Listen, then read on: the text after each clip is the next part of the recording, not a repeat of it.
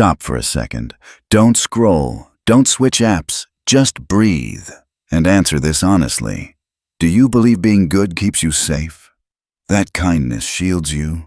That generosity buys loyalty, and honesty automatically earns respect?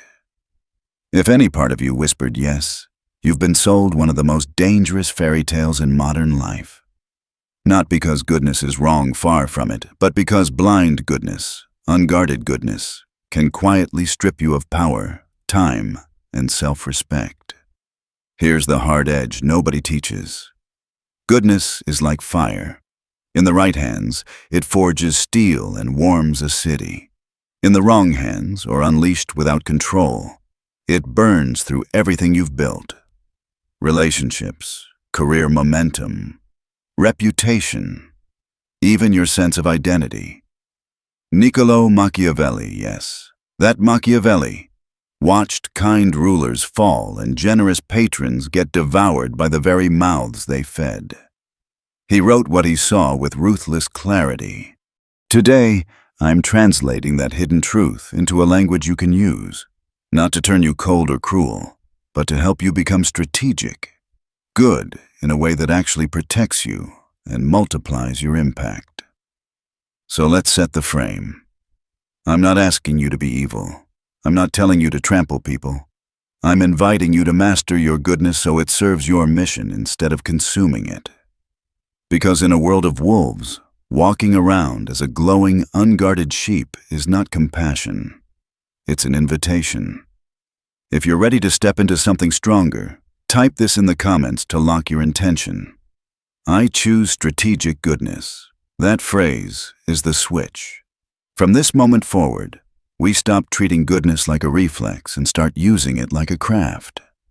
Let's pull back the curtain on the first truth. Goodness as exposure.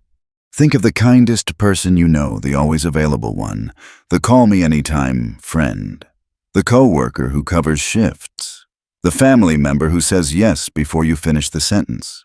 Now ask yourself, are they deeply respected or simply deeply used? The uncomfortable pattern is this. When your default position is kindness, you become predictable. People learn your script. They know you won't push back. They know you'll avoid conflict. They know you'd rather carry the extra weight than risk letting someone down. And just like that, your goodness paints a target where your boundaries should be. I once watched a manager, brilliant, tireless, beloved, carry an entire team on his back. He smoothed every conflict, stayed late, shielded mistakes, never asked for credit. When promotion time came, guess who got the job? Not him. Why? Because consistently nice starts to read as support staff, not command authority. Leaders can be kind, yes, but leaders are also selective. If you never show teeth, people assume you don't have them. If you never say no, people assume you can't. If you're always available, your availability stops meaning anything. Here's the logic. When help is free and endless, it becomes invisible. When boundaries never appear, people stop believing they exist. Office doormat isn't a personality type. It's a pattern born from predictable generosity. And once that pattern hardens, it takes more than a polite no to reset expectations. Machiavelli framed it with animals. The lion scares the wolves. The fox avoids the traps. Strength without strategy is caught. Strategy without strength is eaten. To move safely, you need both. Drop this second affirmation if you feel that truth land. I protect my energy.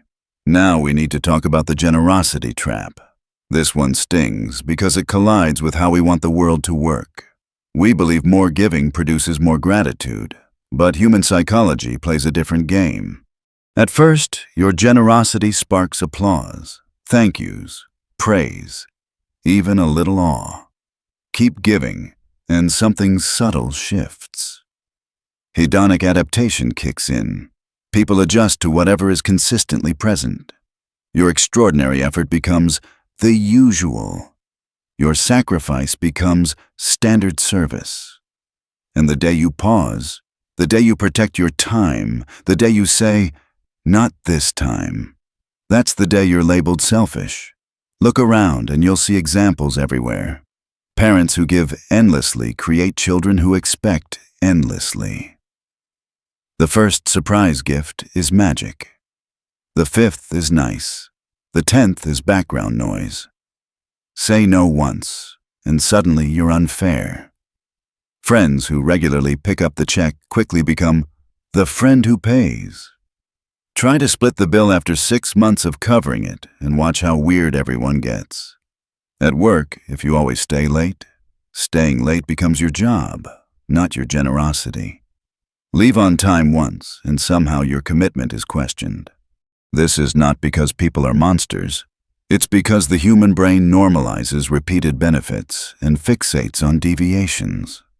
We remember the no more vividly than the last 9 yes responses, especially if those yeses were effortless on our side and costly on yours.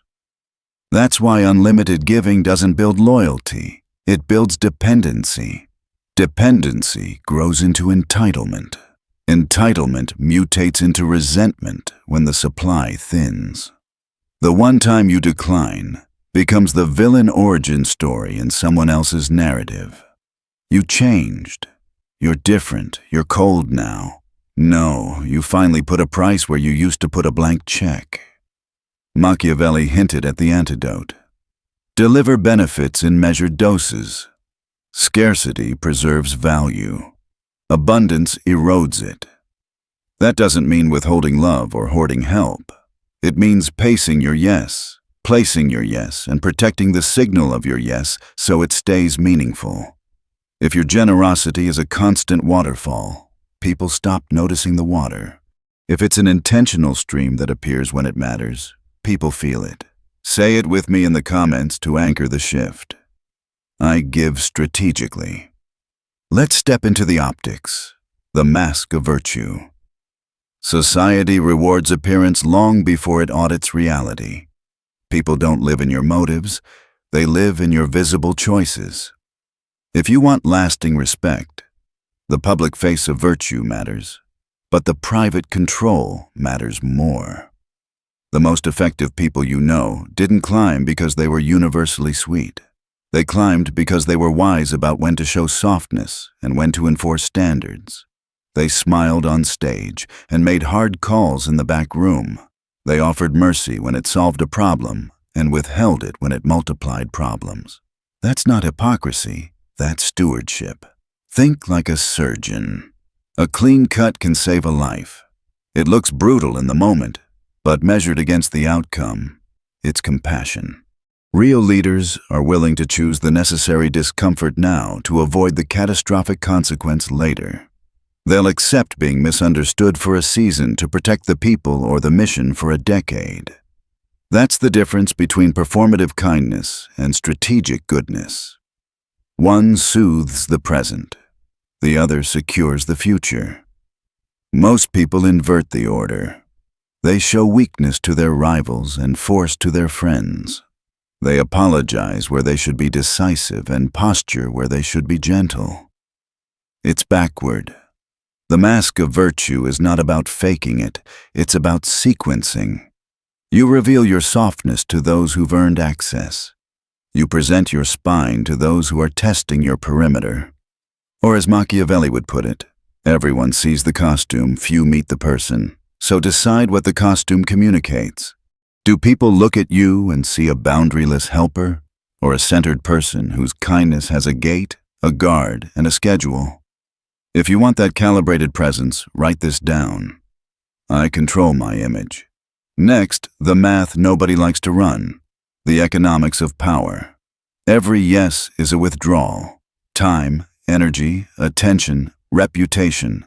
These are limited currencies. Treat them like they're infinite, and you'll wake up bankrupt. There's a reason airlines tell you to put your oxygen mask on first. Passed out heroes save no one.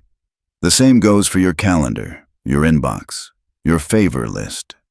If you're always rescuing, eventually you become the one who needs rescue. That's not noble, it's preventable. I learned this the messy way. For a long stretch, I defaulted to yes. Quick favors became half-day projects.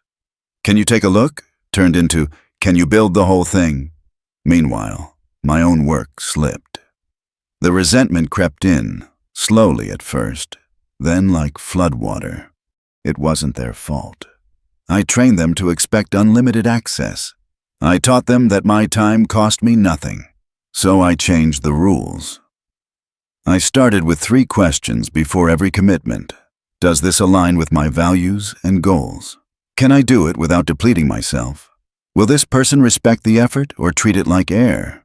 If any answer tripped a wire, the response was a respectful no. A quick word about control. You cannot command others if you don't command your resources. You cannot lead anyone if you can't lead your impulses. The impulse to fix, to please, to rush in and rescue before anyone even asks. Some of the most selfless people you'll ever meet are secretly drowning in bitterness because they gave away what they never budgeted. You're not here to become that person. You're here to give from overflow, not from the last drop. Seal it with this line. I protect my resources. Let's close this first section by reframing your yes. Think of your generosity as a finely honed tool, not a confetti cannon. A tool has purpose, timing, and impact. It doesn't live on the table. It's brought out when the job demands it. When you help, help with intention. When you show mercy, do it in a way that strengthens the system, not corrodes it. When you give where growth will multiply it. Help fewer people more deeply. Say no to what dilutes you so you can say yes to what defines you. That's not cold, that's clarity. And clarity is kindness for the long haul. If this is clicking, you're already shifting from blind goodness to strategic goodness, from reflex to mastery. In the next part, we'll go deeper into how to deploy virtue like a skilled operator. Where to invest it, how to set terms, and how to protect your signals so your kindness retains its power. For now, lock the lesson with one more line in the comments. I choose effective kindness. Let's continue. You've already seen how goodness can expose you, how generosity backfires, and how appearances outweigh intentions. Now let's look at the deeper mechanics of what I call strategic virtue. Because here's the paradox.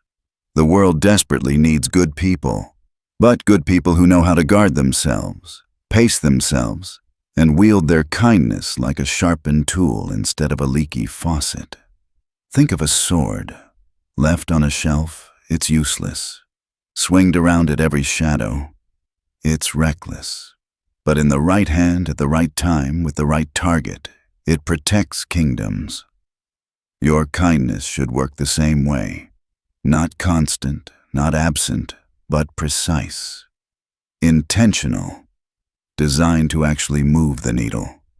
The truth is, blind goodness doesn't just drain you, it prevents you from being effectively good.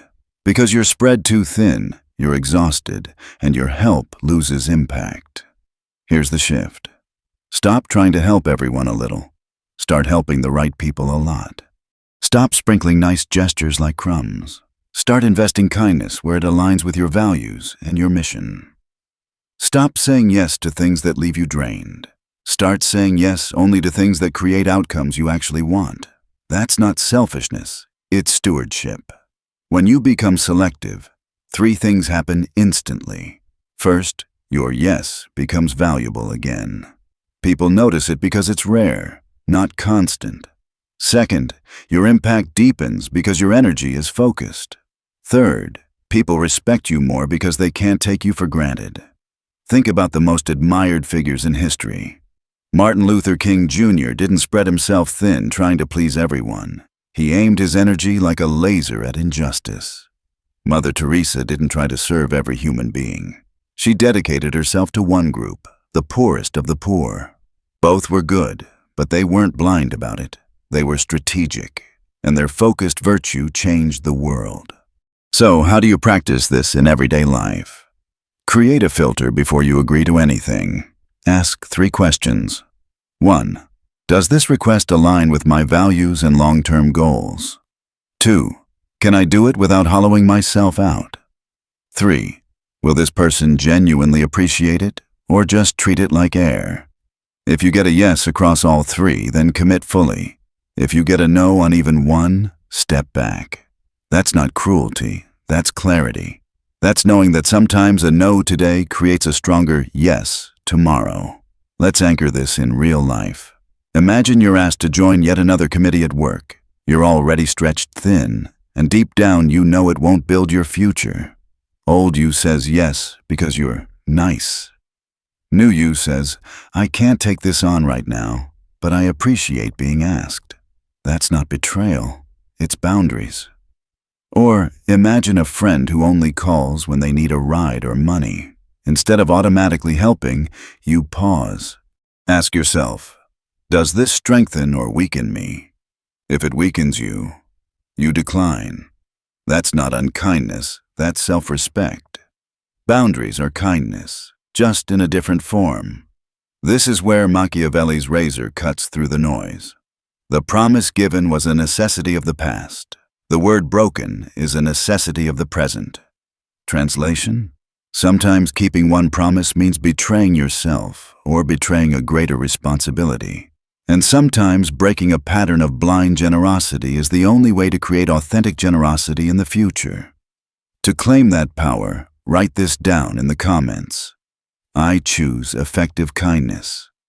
Now let's talk about something almost nobody admits, the illusion of gratitude. This one cuts deep. We want to believe that gratitude is permanent, that the people we help will always remember, always cherish, always hold us in their hearts. But reality? Gratitude fades, and it fades fast. Human psychology adapts to kindness quicker than we wish. The first time you bail someone out, they're overwhelmed with thanks. The second time, they're appreciative. By the third or fourth, they barely notice. And by the fifth, it's no longer a gift. It's an obligation. If you stop, they feel cheated. It's not evil, it's adaptation. Our brains normalize repeated benefits.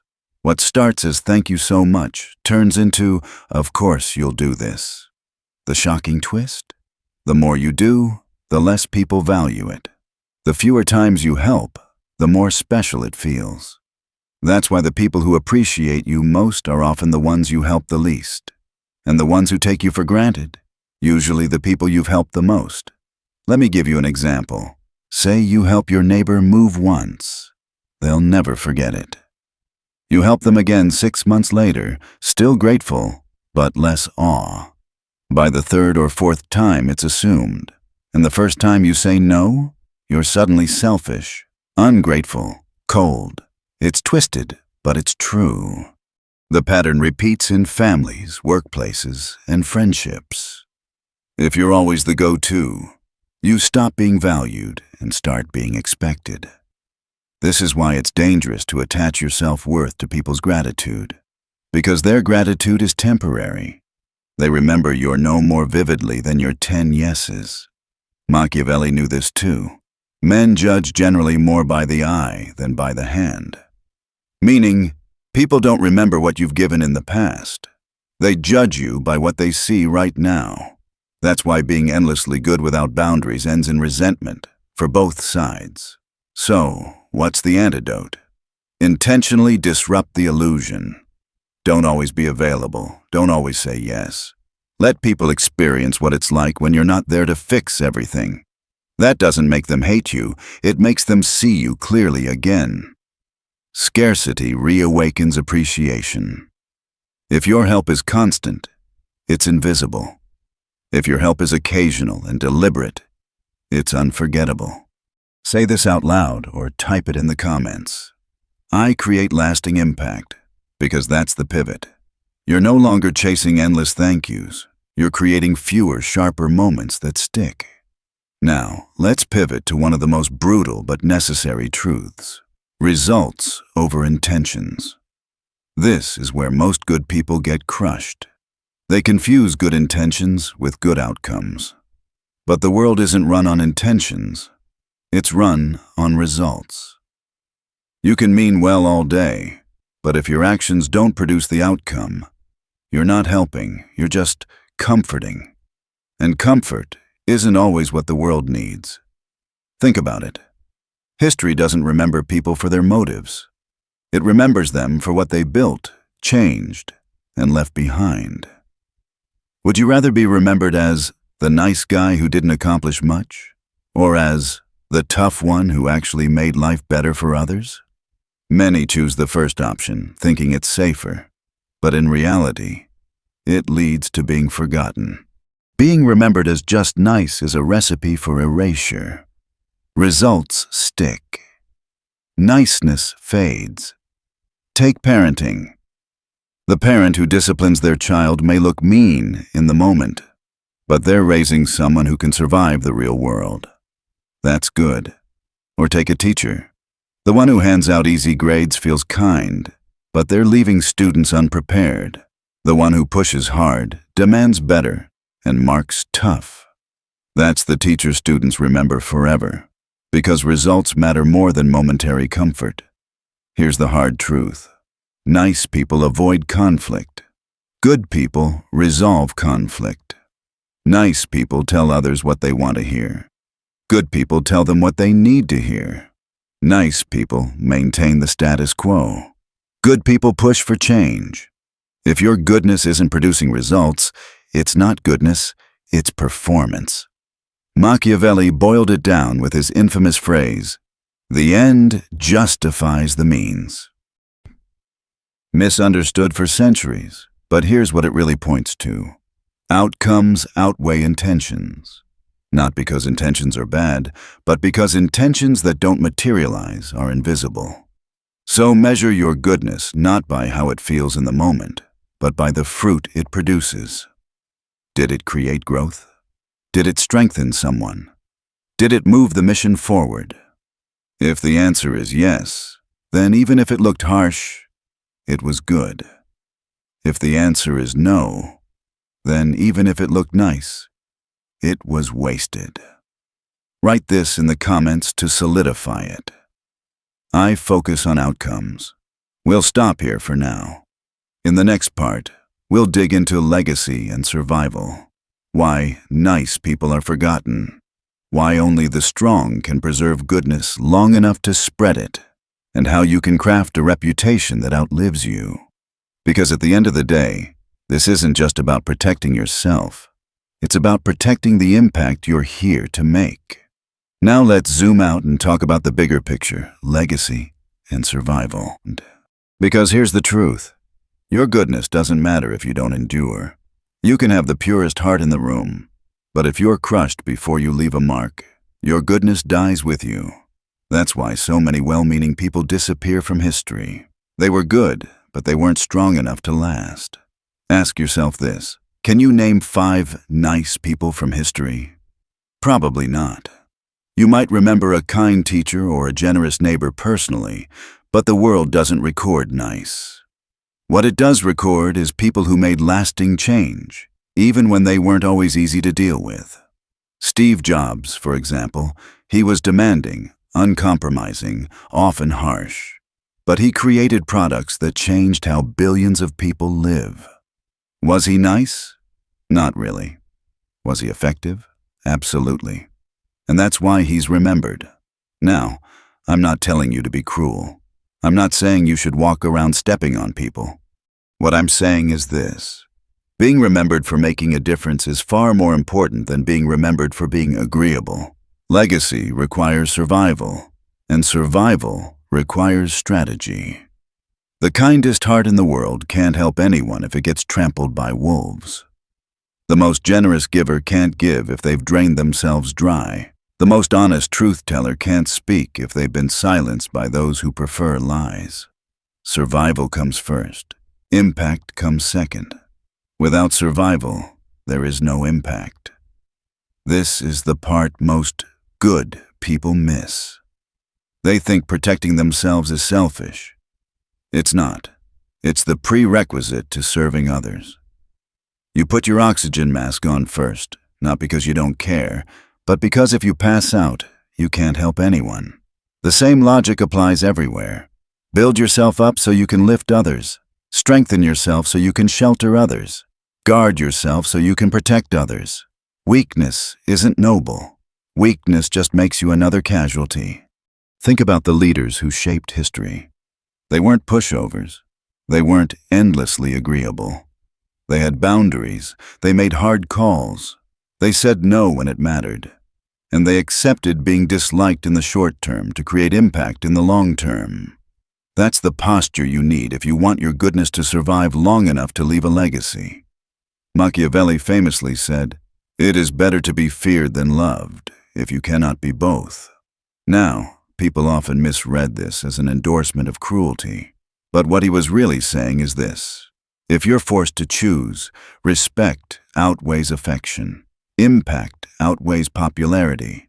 Results outweigh feelings. Because love without respect is fragile. It fades when circumstances change. But respect keeps you standing. Respect makes people think twice before exploiting you. Respect ensures your voice carries weight.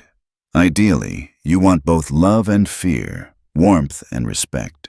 But if you have to pick, choose strength first.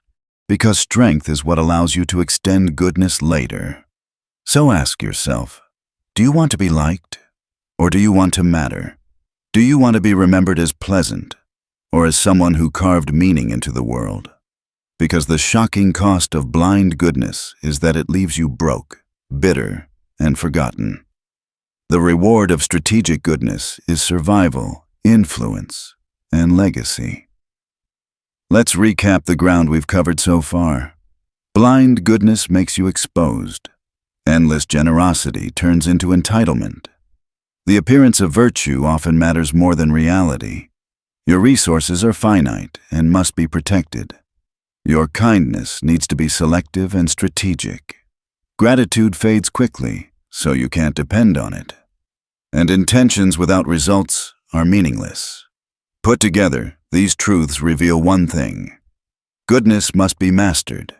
It must be wielded. It must be guarded. Otherwise, it will be drained, devalued, and destroyed. Now let's bring this down to practice. How do you actually transform blind goodness into strategic power in daily life? Start with your boundaries. Make them visible. If you never say no, start practicing small no's. Decline politely, but firmly. Don't over-explain. Don't apologize for protecting your energy. Every no is a signal that your time has value. The stronger your boundaries, the more your yes carries weight. Next, practice selective generosity. Stop scattering your effort like birdseed. Focus it. Help fewer people, but help them in deeper, more memorable ways. And always help in alignment with your values. That's how you make impact stick. Then, manage your image. Don't confuse transparency with exposure. You don't owe everyone access to your inner world. Show virtue where it builds trust, but don't hand people your weaknesses on a silver platter. People respect what you project. Make sure your projection is strength wrapped in kindness, not kindness without strength. Finally, measure result. Keep asking, did this action create positive outcomes? Or just positive feelings? Did it make things better long term? Or just easier short term? If your goodness isn't producing growth, then it's not goodness, it's comfort. And comfort, left unchecked, kills progress. Let's seal this section with one more line in the comments. I master strategic goodness. Because that's the goal. Not to abandon kindness, but to upgrade it. Not to stop being good, but to stop being weak. To stop being a sheep surrounded by wolves and start being the shepherd, protecting, guiding, leading, not through blind sacrifice, but through wisdom, clarity, and strength. In the next part, we're going to get even sharper. We'll dig into how to apply this strategy moment by moment, how to turn every yes and no into power, how to stop being drained by expectations, and how to leave behind a legacy that actually matters. Because at the end of the day, your goodness should not be your downfall. It should be your weapon. We've explored the traps of blind goodness and the strength of strategic virtue. Now, let's talk about how to apply this in real life, moment by moment. Because ideas are only as powerful as the way you put them into practice. If you've ever wondered, how do I stop being drained without turning into someone I don't want to be? This is where the blueprint unfolds. The first principle is this: every yes has a cost. Time, energy, reputation, focus, none of these are unlimited. Every time you say yes, you spend one of those currencies. And most people don't even realize they're going bankrupt until it's too late. That's why you need to start treating your yes like money from your own bank account. You don't just throw it at anyone who asks. You budget it, you invest it, you spend it where it grows into something greater. Think about it. If you say yes to every favor, every request, "Can you just help me with this?" you're slowly saying no to yourself. No to your goals, no to your rest, no to your deeper work. And here's the irony. When you deplete yourself, you become less useful to everyone else too. You turn into the overextended helper who's secretly bitter, secretly exhausted, secretly drowning. That's not goodness, that's neglect. So, here's the shift. Start saying no with intention, not out of spite, not because you don't care, but because you do care about your mission, your health, your legacy. A clear no creates space for a powerful yes. A shallow yes just dilutes you. Protect your yes. Make it expensive. When you do that, people treat it with the respect it deserves. Machiavelli nailed it centuries ago. He who wishes to be obeyed must know how to command. Command begins with commanding yourself, your time, your energy, your decisions. If you can't master your own resources, you'll never master outcomes in the world. So take a moment right now and type it into the comments. I protect my resources. That's your first line of defense. Now let's talk about virtue as a weapon. Too many people treat kindness like it's supposed to be constant, like background music that never turns off. But the truth is, kindness is most powerful when it's precise. A sword left swinging non-stop becomes dangerous, even to the wielder. But in the right moment, in the right hands, it can save lives. That's how you need to treat your goodness. Not as a constant broadcast, but as a targeted strike. When you help someone, make it intentional. When you forgive, let it be a conscious choice, not a reflex. When you're generous, give in a way that creates momentum, not dependency. Imagine helping one person in a way that completely shifts their trajectory. That's infinitely more valuable than spreading yourself so thin that no one remembers your effort. This also applies to your relationships. Instead of trying to be liked by everyone, focus on being deeply respected by a few. Instead of scattering shallow kindness across dozens of people, choose depth with the ones who align with your values. This makes your virtue rare, and rarity breeds value.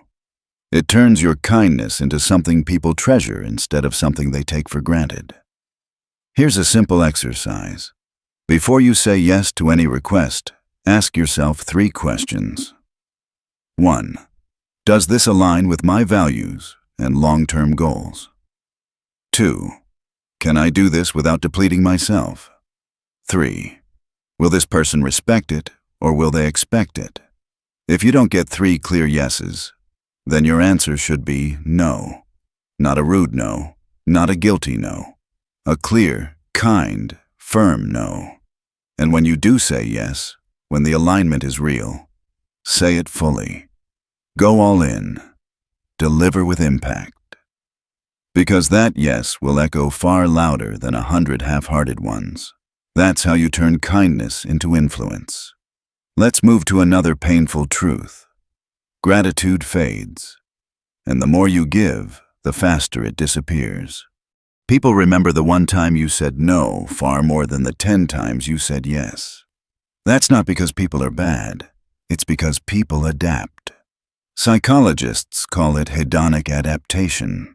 We normalize good things quickly. The extraordinary becomes ordinary. Think about friendships, jobs, or even family. The one who always says yes becomes the one who's expected to say yes. And the day you draw a line, suddenly you're the villain. That's the illusion of gratitude. The more consistently kind you are, the less your kindness is valued.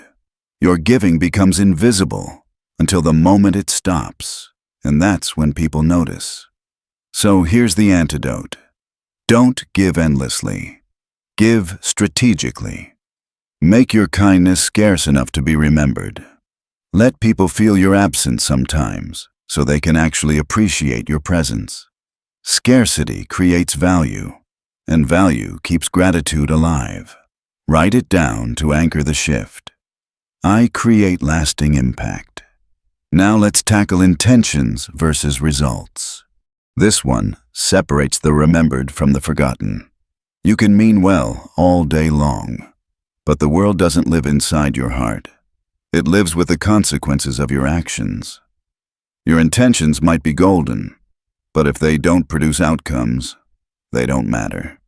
History remembers results, not motives. A parent who disciplines their child might look harsh, but they're raising someone who's prepared for life. That's real goodness. A teacher who pushes their students might look strict, but they're preparing them for the real world. That's real goodness. A leader who makes hard, unpopular decisions might look cold, but they're protecting the mission. That's real goodness. Nice people avoid conflict. Good people resolve it. Nice people keep the peace. Good people build a future. Nice people are remembered for their smiles, if they're remembered at all. Good people are remembered for their impact. Machiavelli summed it up. The end justifies the means. Misunderstood by many, but here's the deeper truth. It's not permission to be cruel. It's a reminder that good intentions mean nothing if they don't create good outcomes. People don't measure you by what you meant. They measure you by what you left behind. So from today on, stop asking, will they like me? Start asking, will this make things better? Stop obsessing over appearances. Start focusing on results. Because at the end of your life, people won't remember your intentions. They'll remember what you built, what you changed, and what you left behind. Lock it in right now. I focus on outcomes. And here's where everything ties together. Strategic goodness is not about becoming heartless. It's not about discarding kindness. It's about upgrading it. Turning it from a weakness into a weapon, from a drain into a driver, from a reflex into a force. In the final part, we'll take this full circle. We'll talk about legacy, survival, and the final choice you must make. Will you let goodness weaken you, or will you master it and turn it into strength? Because at the end of the day, your legacy will be shaped not by how much you gave, but by how strategically you gave it. We've come full circle.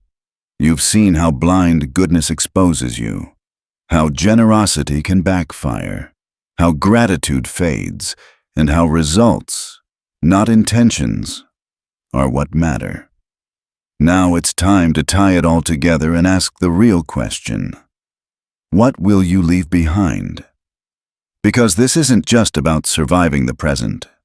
It's about shaping your legacy. Here's the truth. History does not honor people for simply being nice.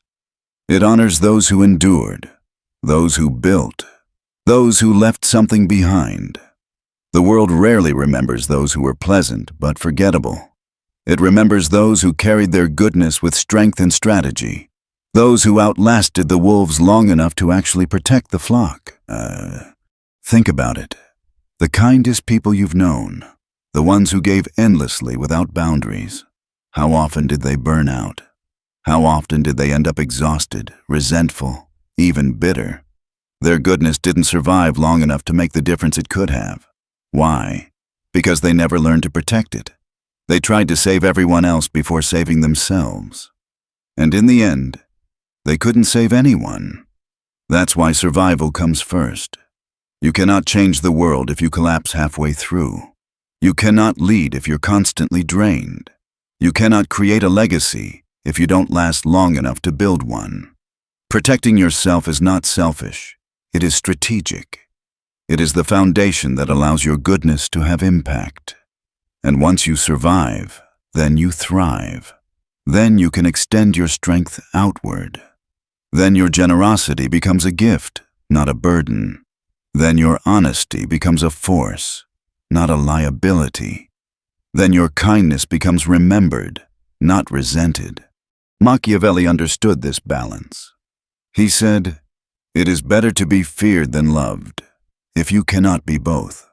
Not because cruelty is noble, but because respect is non-negotiable. Affection fades, but respect endures. Love without strength collapses. Strength without love corrodes. But strength first, paired with strategic kindness, that combination builds legacies that last. So here is the ultimate choice you face. Will you let goodness weaken you, drain you, and turn you into a forgotten servant of everyone else's needs? Or will you master it, wield it, use it to protect yourself, to lead, and to leave behind something that matters? Because the shocking cost of blind goodness is everything. Your energy, your resources, your influence, even your chance at impact. But the reward of strategic goodness is survival, power, and a legacy that outlives you. Let's recap the final truths. Goodness without boundaries invites exploitation. Generosity without pacing creates entitlement. Gratitude fades unless scarcity keeps value alive. Intentions don't matter without results. Survival is the prerequisite for impact. Legacy is built not by being agreeable, but by being effective. And now it's your turn to decide. Are you going to keep playing the old game of blind goodness, saying yes until you're empty, hoping people will be grateful forever? Or will you step into the new game, strategic goodness, effective kindness, strength first, impact always? Because here's the final truth. The world does not need more nice people who accomplish nothing. The world needs strong people who can wield goodness like a weapon, people who can survive, endure, and lead with clarity. People like you. So choose wisely. Choose strength first. Choose goodness as strategy, not as weakness. Choose to leave behind something that matters. And now, to anchor it, drop this final affirmation in the comments. I master strategic goodness. Remember this. In a world of wolves, don't be a sheep. Be the shepherd, not through weakness, but through wisdom. Not through blind sacrifice, but through strategy. And not through trying to be liked, but through building impact that lasts. If this message opened your eyes, hit that like button. If you want more truths that challenge how you see the world, subscribe and ring the bell so you don't miss what comes next. And if you know someone who needs this wake-up call, share this video with them right now. Your goodness is not your downfall. When mastered, it becomes your greatest strength. The choice is yours. And I'll see you in the next video.